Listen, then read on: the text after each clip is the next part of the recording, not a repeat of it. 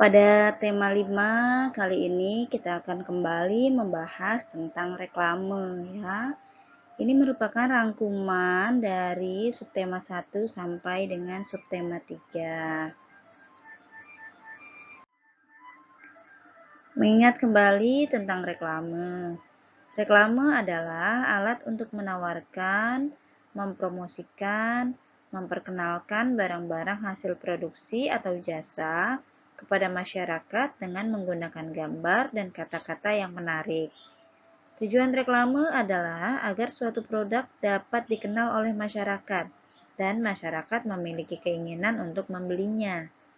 Ya, ini adalah reklame komersial. Contoh reklame dapat berupa poster, spanduk, brosur, selebaran, logo, baliho, dan embalase. Untuk spanduk dan baliho telah kita ketahui pada pertemuan sebelumnya. Ini adalah contoh brosur dan selebaran. Sekilas hampir sama ya.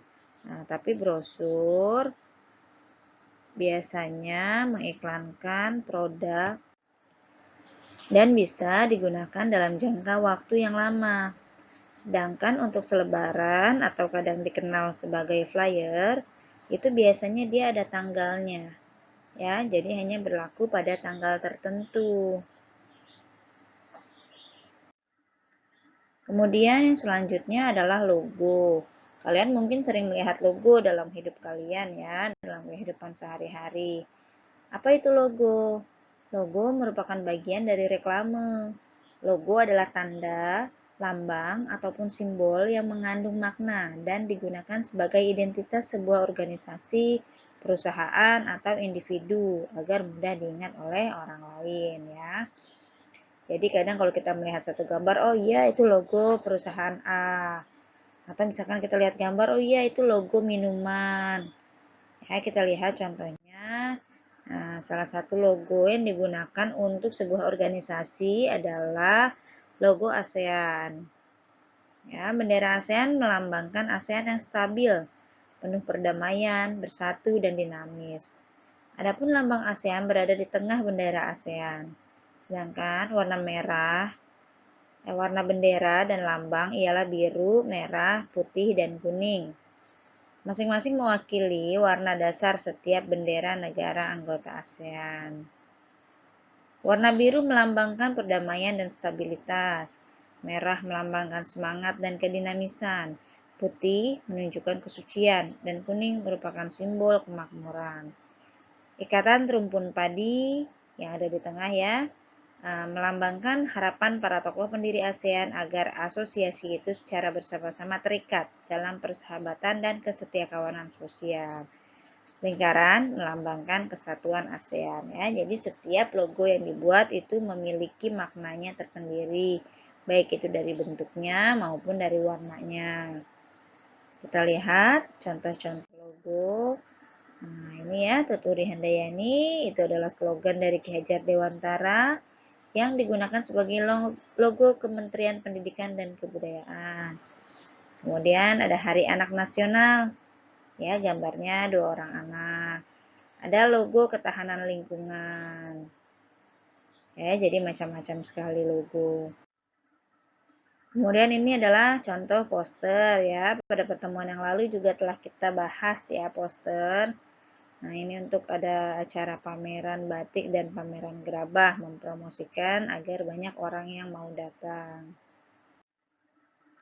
Kemudian embalase adalah jenis reklame yang ditempatkan langsung pada kemasan produk. Berfungsi sebagai daya tarik, pemberitahuan dan informasi tentang produk tersebut ya. Jadi dia langsung di kemasannya. Contohnya ini mie sedap instan, jelas terasa sedapnya. Ya, dia mengiklan tapi pada langsung di kemasannya. Banyak cara yang dilakukan. Sebelumnya, kamu telah mengenal berbagai reklame seperti poster, logo, dan embalase. Kali ini kita akan mengenal satu lagi reklame yang disebut dengan buklet. Buklet adalah buku kecil yang berfungsi sebagai selebaran. Dalam wirausaha, buklet dapat berfungsi sebagai salah satu media promosi. Pemilik usaha dapat memuat informasi, deskripsi, gambar, dan foto-foto tentang suatu produk ya dalam bukletnya. Buklet biasanya terdiri atas cover, ya, halaman cover atau halaman judul, daftar isi, dan isi atau inti dari produk yang dipromosikan. Nah, ini contohnya ya, buklet nih yang seperti buku. Bisa yang sebelah kiri, bisa yang sebelah kanan bentuknya, macam-macam. Biasanya di buklet ini ada gambar-gambar, ada tulisan-tulisan yang lebih rinci. Ini adalah langkah-langkah membuat buklet.